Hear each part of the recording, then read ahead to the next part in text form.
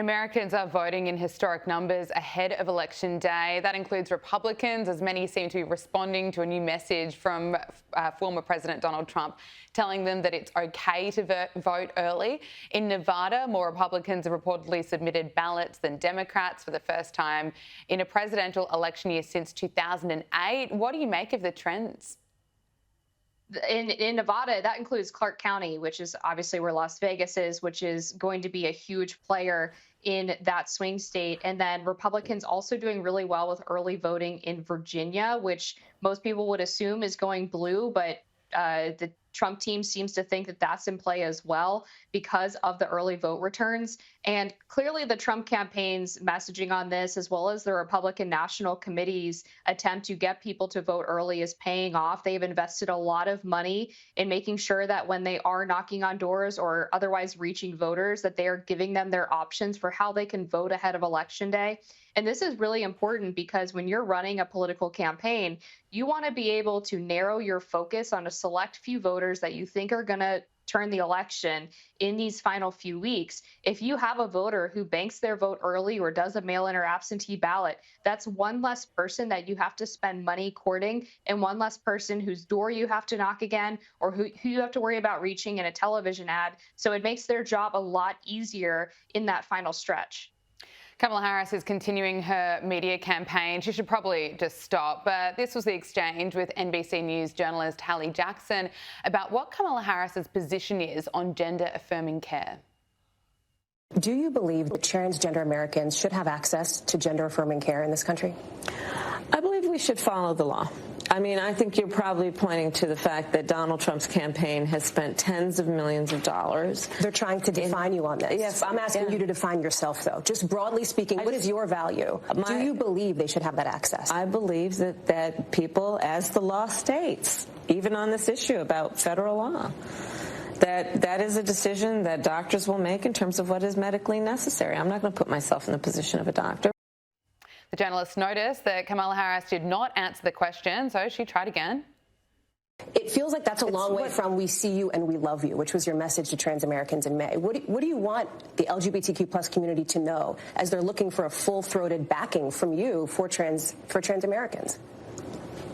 I believe that all people should be treated with dignity and respect, period, and should not be vilified for who they are, and should not be bullied for who they are.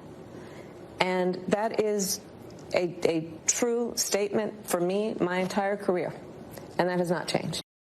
Amber, why can't Kamala Harris be clear on this? It is an issue that is front of mind for voters, for parents, especially when you look at Tim Walz and his history of making it law that minors can access gender-affirming care in Minnesota. Why is Kamala Harris being so vague about it now? She recognizes that she is stuck between a rock and a hard place because the Democrat progressive base believes strongly in this issue. They feel like transgender Americans are allegedly under attack and need to have the full support of their politicians in order to access health care, as they put it. But on the other side, she has swing voters and independents who, when surveyed, say that they think allowing boys to play in girls' sports or use their locker rooms or their bathrooms, or, God forbid, allowing taxpayers to pay for surgeries is something that is completely out of pocket. And so she's trying to cobble together these two coalitions that are fundamentally diametrically opposed to one another and frankly can't coexist on policy issues. And you'll notice there that Hallie Jackson asked her about this question, and Kamala Harris responded by saying, well, I would support the law. The entire point is that she could potentially be president. She would have the power to change a law that she doesn't like by pushing it through Congress and signing a bill that lands on her desk. Yeah, it's not really an answer to a question. It's outrageous for people listening. Now, Democratic vice presidential candidate Tim Walz appeared on The View this week, and he was questioned about some of his false statements.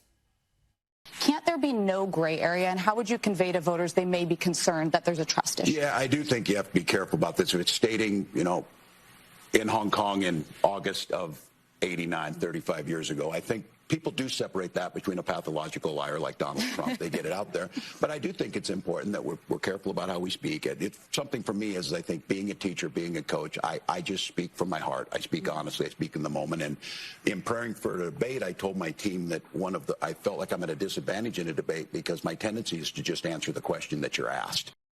But Tim Walz has just been a disaster. Surely the Democrats really regret this pick.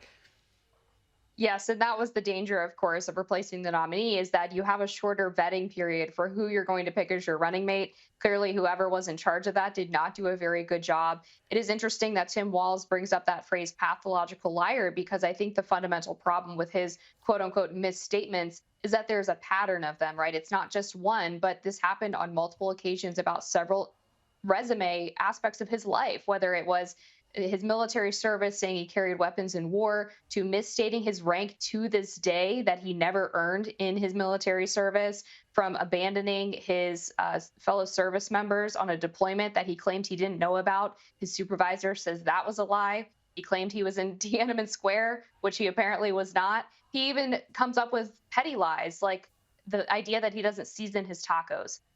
So up and down his entire history, he's been telling these little fibs. That's the definition of pathological. Yeah, but he'd like to bring up Donald Trump and take aim at him. Meanwhile, he is the pathological liar. Now, Amber, I have to get your thoughts on Donald Trump's campaign tactic that we saw this week. I thought it was brilliant when he was manning the fry station at a drive-through McDonald's. Here's a little clip of it. I'm looking for a job, and I've always wanted to work at McDonald, but I never did. I'm running against somebody that said she did, but it turned out to be a totally phony story. So, President Trump! Well, that's a good-looking group. Hello, everybody. Crazy. I'm having a lot of fun here, everybody. Look at all the pictures of it. Amber, what did you make of it?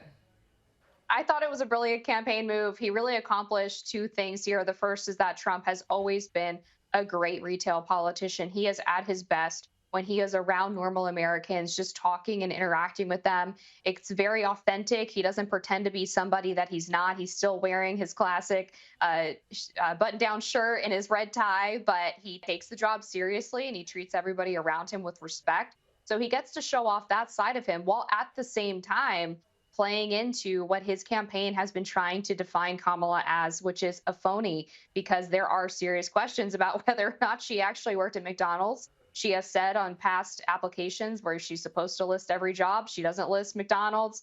She hasn't pulled up an easy way to prove it, which is she could pull up her IRS, tax records. She could pull up her Social Security records. She's refused to do that. So I think really the burden is on her. If she's going to tout her McDonald's service as part of her middle-class bona fides, then she needs to produce the evidence. Amber Duke, Washington editor at The Spectator, thank you so much for joining us on Power Hour. We really appreciate it. Thanks, Gabriella.